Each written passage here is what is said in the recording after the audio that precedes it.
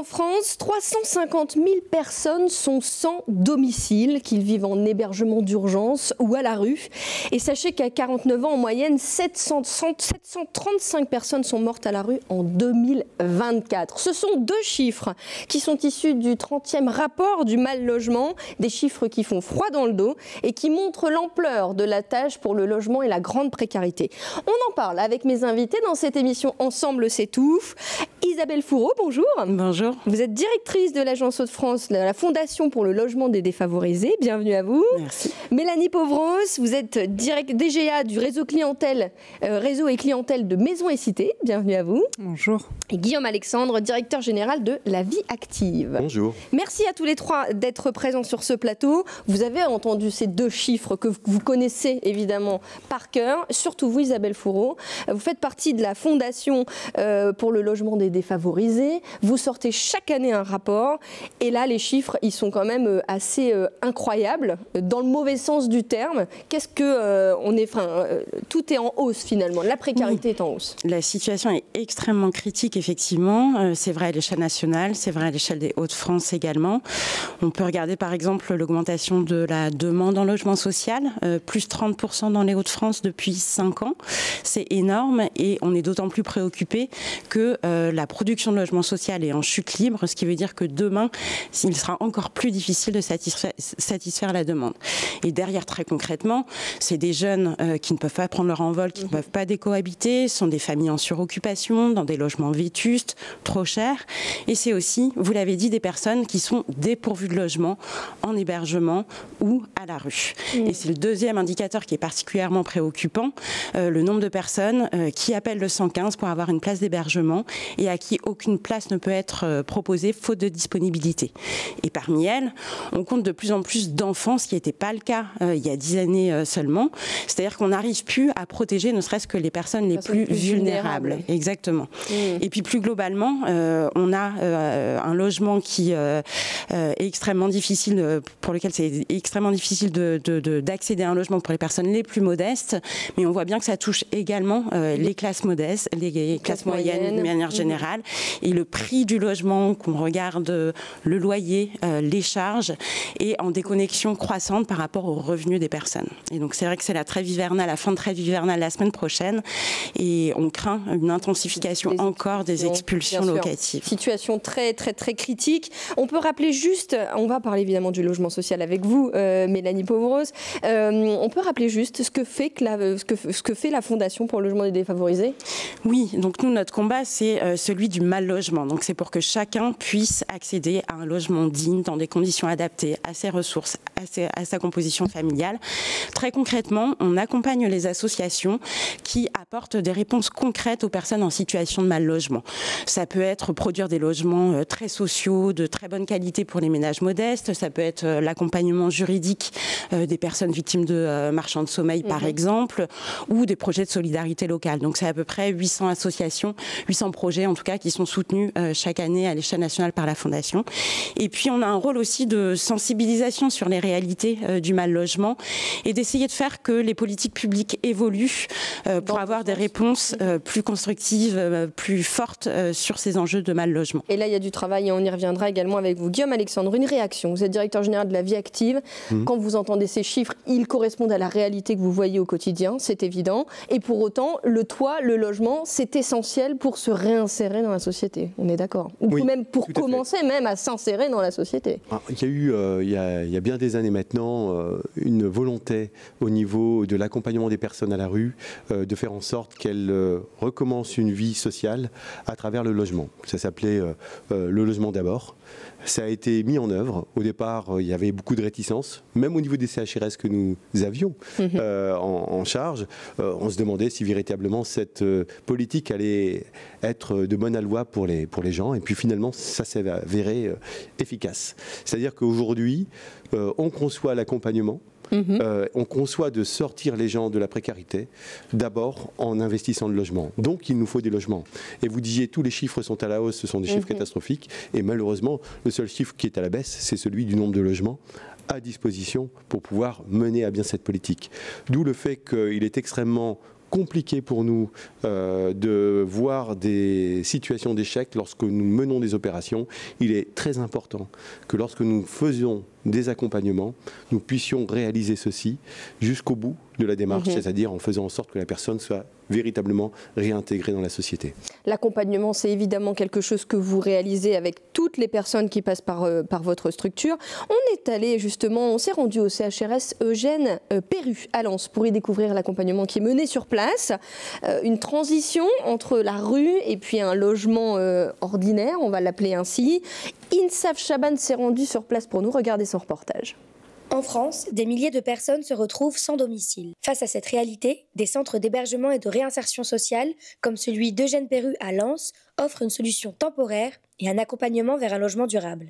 Donc l'idée, c'est d'accueillir effectivement des gens qui sont à la rue pour les accompagner un temps au travers des besoins primaires, les aider à manger, être à l'abri, se soigner, et puis ensuite travailler au fait qu'ils puissent quitter la structure dans les meilleures conditions, éventuellement pour un logement. En quoi c'est important ? C'est pour répondre à ce que la Constitution française dit, c'est-à-dire que tout le monde doit avoir un toit en France. Les services de l'État, notamment, financent des CHRS pour qu'on puisse accompagner la mission qui est celle de l'État. C'est important pour nous parce que dans les valeurs de la vie active, humaniste et fraternelle, il est évident que de laisser des gens dehors, c'est pas possible. L'objectif, ne pas en rester à une simple mise à l'abri. Les travailleurs sociaux aident les résidents à retrouver un emploi, à gérer leur budget et surtout à accéder à un logement pérenne. Mais accéder à un logement social reste un parcours semé d'embûches. Délais d'attente, manque de place. Les travailleurs sociaux doivent composer avec ces difficultés pour offrir des solutions aux plus vulnérables. Ma mission principale, en lien avec effectivement mes collègues, c'est de trouver effectivement la solution de sortie vers un relogement. Il faut quand même rappeler que le logement est un droit fondamental. Par le logement, en fait, on arrive effectivement à trouver une solution qui est adaptée pour des familles ou des personnes qui ont vécu une grande précarité. Le logement, c'est un levier. Pour moi, c'est le levier où la personne va retrouver une place de citoyen au sein de la cité et va pouvoir effectivement développer le pouvoir d'agir. C'est-à-dire qu'elle va redécouvrir des potentialités qu'elle avait, qu'on a peut-être accompagné même dans le cadre de l'établissement, et elle va reprendre confiance en elle et avoir une certaine dignité qui va ressortir, qu'elle a peut-être occultée dans une période d'errance. À Eugène Perru, chaque parcours est différent, mais l'objectif reste le même, offrir un avenir plus stable à ceux qui en ont besoin. Voilà pour ce reportage tourné à Lens. On voit bien que c'est la question du relogement qui est en question et vous avez mis en place un partenariat, notamment la Vie Active Maison et Cité, donc je me tourne vers tous les deux. C'est finalement cet accompagnement et ce passage par le CHRS qui permet après, en attendant, parce que c'est 2 ans d'attente, il me semble, d'avoir un logement social. C'est quoi, Mélanie ? Finalement, c'est ce qui marche bien, ça, c'est la bonne recette ? Alors, c'est ce qui marche bien ou pas. L'idéal, c'est d'éviter le passage en CHRS pour les gens qui sont à la rue. C'est pas toujours possible, hein. Il y a parfois besoin d'un SAS et surtout d'un accompagnement d'une association qui est essentiel pour les gens qui, malheureusement, ont passé une période un peu trop longue à la rue avant de trouver une solution de logement. Si je réagis sur votre reportage, alors juste pour situer pour les gens qui nous regardent, Maison et Cité, c'est 65 000 logements sur le bassin minier, c'est 140 000 personnes logées, avec une majorité de jeunes et de personnes plutôt âgées. Donc voilà, avec des sujets aussi d'insertion et d'adaptation des logements. Pour répondre à votre question, on voit bien le rôle crucial du logement social, peut-être qui va être de plus en plus fort par rapport au diagnostic que vous posiez, avec une paupérisation de la société qui est très forte. Le rôle du bailleur, c'est quoi ? C'est de proposer des logements à des loyers abordables pour ces personnes et de plus en plus, je crois, de renforcer la partie accompagnement social des publics en partenariat rapproché avec les associations telles que la Vie Active. Alors, ce partenariat, il sert à quoi ? Il peut prendre plusieurs formes.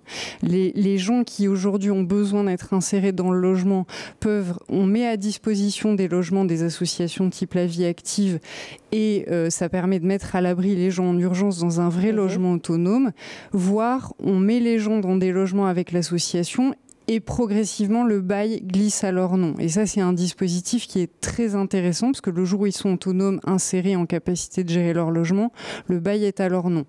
La troisième façon dont on collabore avec la Vie Active et qui est essentielle, c'est l'accompagnement des publics, puisque la Vie Active fait partie des associations qui accompagnent nos publics au quotidien. Guillaume Alexandre, on a vu 101 places en hébergement collectif. La Vie Active, c'est combien quelques chiffres clés pour montrer vraiment C'est-à-dire que les 101 places, d'abord, à quoi ça sert? On est dans des situations où les personnes qui arrivent n'ont plus véritablement les outils pour pouvoir rester, même si on les met tout de suite dans un logement, d'une manière convenable. Il va y avoir des débordements potentiels, une incapacité à pouvoir gérer le logement correctement, ce qui, à un moment donné, pourrait créer des difficultés. Donc, 101 places, pour pouvoir faire en sorte que nous accompagnions ces personnes qui sont un peu déstructurées dans leur quotidien, afin que potentiellement elles reprennent, je dirais, tous les us et coutumes qui feront que demain dans le logement ça se passe bien. Et à partir de là, on va effectivement vers les bailleurs sociaux en leur disant, voilà, cette personne est à notre avis en capacité d'aller vers le logement. On prend le pari, on fait un bail glissant, on accompagnera ensuite sur le long cours. Parce qu'il ne s'agit pas simplement de lâcher la personne et de dire ça y est, la mission est finie. Si on fait ça, ça ne marchera pas. On doit s'insérer dans le temps, faire en sorte qu'il y ait un accompagnement qui est d'abord basé d'ailleurs sur la confiance. Si vous imaginez pouvoir aller voir quelqu'un avec un air supérieur en lui expliquant c'est comme ça qu'il faut faire, ça ne marchera pas. Ça ne marchera pas. Je pense qu'il faut arriver naturellement vers les gens. C'est ce que font nos travailleurs sociaux. Et avec leur personnalité, en écoutant ce que la personne a à nous dire, parce qu'elle est d'abord maître de sa vie, maîtresse plutôt de sa vie, eh bien, c'est comme ça que ça doit avancer, c'est comme ça que ça peut avancer. Et c'est comme ça que ça marche aussi, et c'est comme ça que ça marche. Et évidemment, on voit bien que, alors on en parlait juste avant, le logement social est évidemment très important, pour autant moins de logements. Alors vous, la priorité, et c'est très très bien, c'est évidemment la rénovation énergétique, et vous en avez fait une priorité chez Maisons et Cités. Je me tourne vers Isabelle Fourreau. Le logement social, aujourd'hui, vous faites aussi une analyse politique de l'habitat, est-ce qu'on va assez loin? Est-ce que le gouvernement va assez loin là-dessus? C'est même pas qu'on va pas assez loin, c'est qu'on recule, et on a reculé fondamentalement depuis 6 ou 7 ans. Le secteur HLM a été extrêmement impacté par les différentes mesures qui ont été prises. J'en prends pour exemple ce qu'on appelle la réduction de loyer de solidarité, qui est concrètement une ponction sur la trésorerie des HLM, qui les a mis dans l'impossibilité d'avoir un niveau d'investissement sur le parc existant, effectivement en termes d'amélioration, et plus encore sur le développement d'une offre nouvelle qui est majeure. C'est vrai que c'est vraiment questionnant quand on voit le contexte social dont on a parlé, quand on voit par ailleurs quand même les preuves qu'a donné ce modèle économique social du logement social, qui permet qui dans l'avenir et qui permet de continuer à offrir des logements à faible coût à une part importante de la population, parce qu'on est quand même sur un modèle très ouvert aussi de logement social. Donc nous, il y a un vrai recul, et il nous semble vraiment prioritaire de pouvoir soutenir les organismes HLM dans la production, alors qui doit peut-être être revue pour ne pas consommer plus de terres non urbanisées, aller plus sur le développement sur du bâti existant, sur des friches, mais il y a un enjeu majeur à pouvoir soutenir le secteur HLM dans cette production. Ah oui, on l'entend. Mélanie Pauvros, combien de logements vous construisez à l'année en dehors de cette partie de rénovation énergétique qui est importante chez vous? On entend, il y a 65 000 logements. C'est très important parce qu'on a 65 000 logements. D'ici 2033, on en aura réhabilité 40 000. C'est énorme pour un bailleur.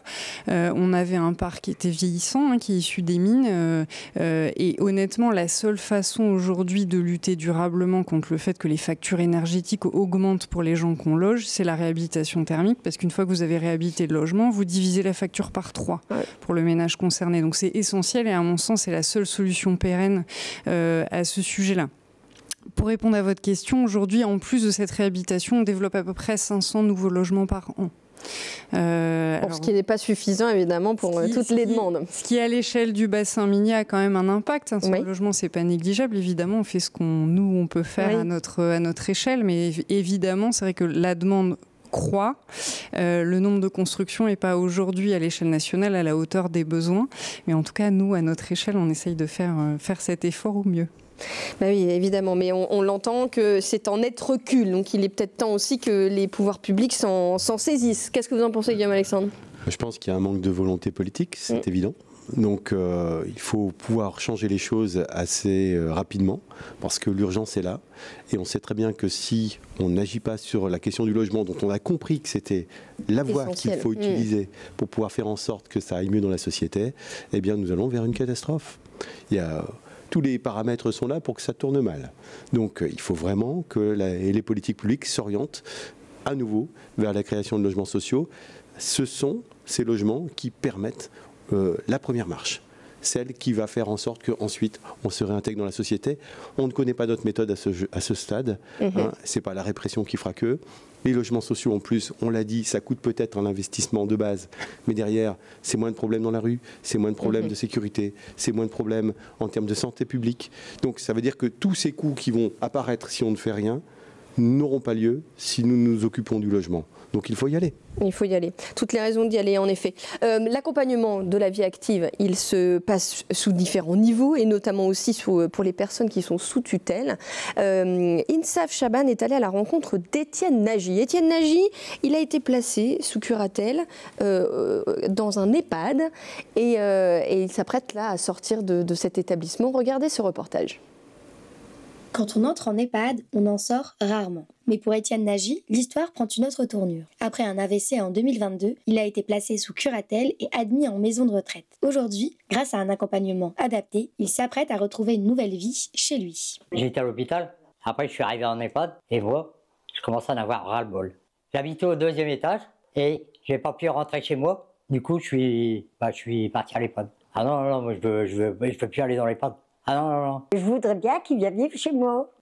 Il y aura un peu plus de liberté, il sera chez lui. Comme Étienne Nagy, de nombreuses personnes bénéficient d'un accompagnement spécifique pour retrouver un logement. La Vie Active gère plusieurs dispositifs permettant d'aider ceux qui en ont besoin. CHRS, pension de famille ou encore un accompagnement individualisé vers et dans le logement.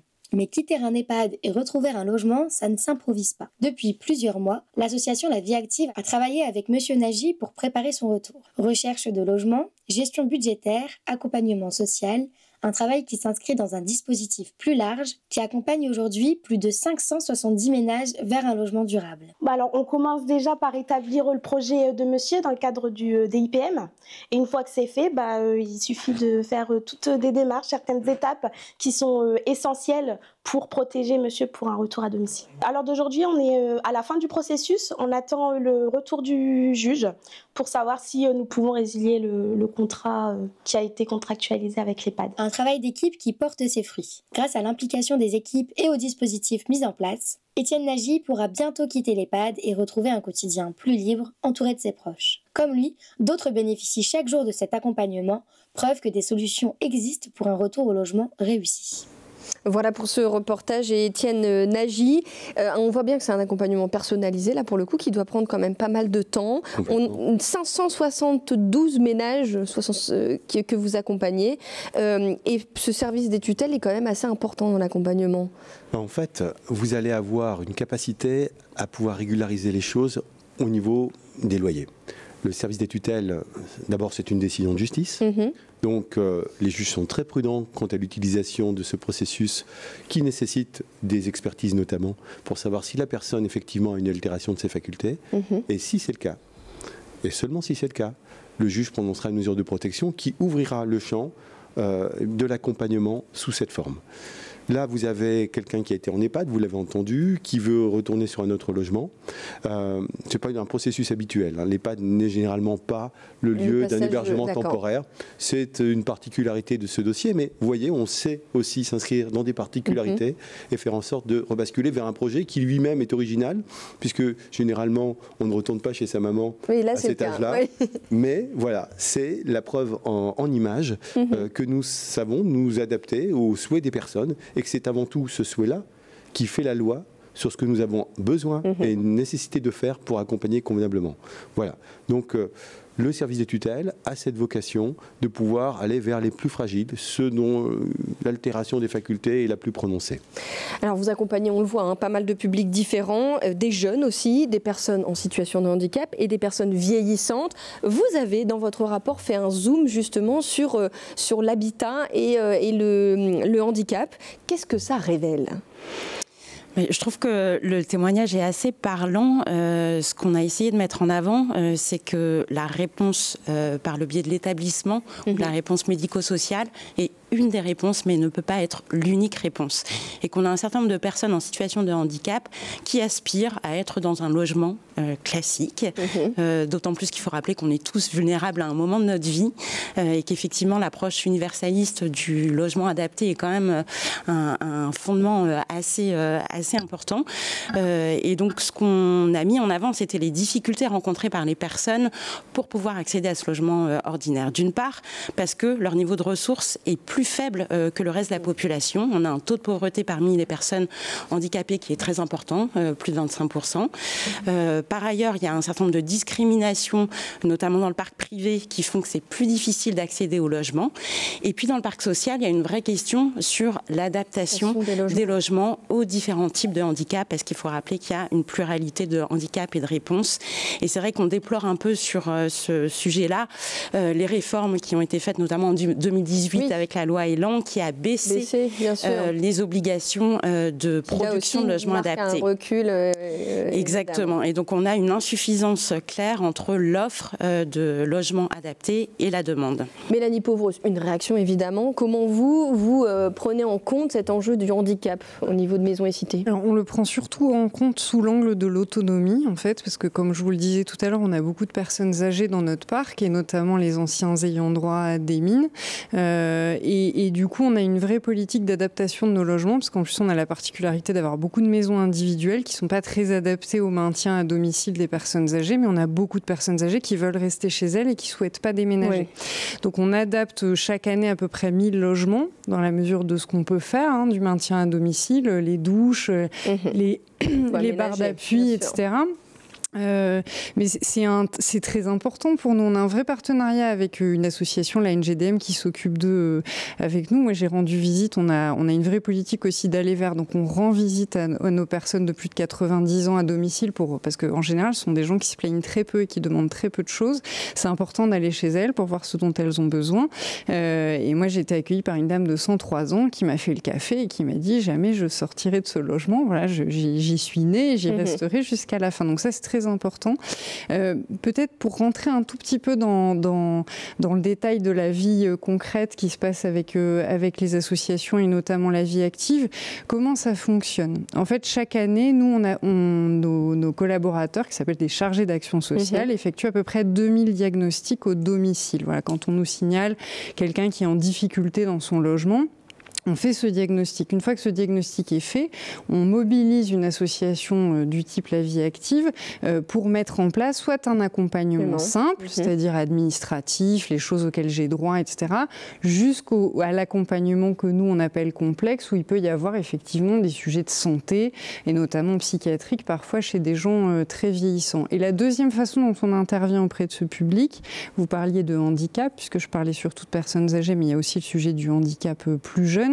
Là, on le fait plutôt sur nos nouveaux logements, justement, comme vous le disiez, c'est-à-dire qu'on a des résidences qui sont à peu près pour moitié équipées pour accueillir des personnes en situation de handicap. Et au rez-de-chaussée, vous avez un local associatif. Et là, l'association vient dans la résidence et propose un accompagnement in situ à ces personnes-là. Bon, Guillaume Alexandre, en tout cas, là aussi, un accompagnement spécifique pour les personnes en situation de handicap, mais aussi les personnes avec le vieillissement de la population. Les questions se posent aussi. Un accompagnement important qui, là aussi, est en hausse, on imagine? Oui, mais avec toujours l'idée que l'EHPAD n'est pas la solution à tout en termes de vieillissement et que si la personne peut rester jusqu'au dernier souffle dans son domicile, c'est bien là le but. Donc, il faudra évidemment dans les temps à venir avoir des EHPAD parce que la population vieillit, mais avant tout développer les capacités à pouvoir rester à domicile. Le domicile est à la fois la porte d'entrée, mais j'ai envie de dire la porte qui devra continuer à être entrouverte presque au dernier moment.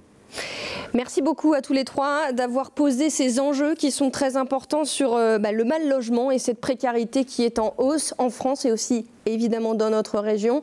Il y a beaucoup de travail à faire, on l'entend avec vous, et puis on espère évidemment que les élections à venir peut-être donneront raison à vos discours, messieurs, dames, et que enfin le logement aura une vraie politique. Merci beaucoup à tous les trois et à très bientôt sur WEO.